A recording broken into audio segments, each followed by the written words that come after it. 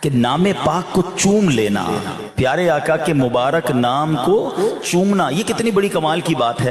مقاصد الحسنہ میں ہے، ایک مرتبہ اذان ہو رہی تھی، پیارے آقا کا دور ہے، ٹھیک ہے نا۔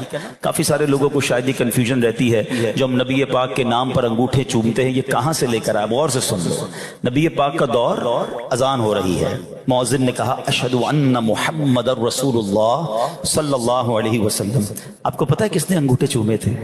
ہاں، یار غار اور یار مزار، خلیفہ اول سیدنا صدیق اکبر نے جب نبی پاک کا نام سنا نا تو بے ساختہ اپنے انگوٹھوں کو چوما اور آنکھوں سے لگایا۔ سبحان اللہ، میرے آقا نے سنو کیا فرمایا، من فعل مثل ما فعل خلیلی۔ حضرت ابوبکر کی قسمت پر جان قربان، نبی پاک نے پتہ انہوں نے کیا کہا؟ فرماتے میرے پیارے دوست جیسا عمل اگر کسی نے کیا، میرے خلیل خلیلی، میرے خلیل جیسا، میرے دوست جیسا اگر کسی نے عمل کیا، فقد حلت علیہ شفاعتی، اس کے لیے میری شفاعت حلال ہو گئی۔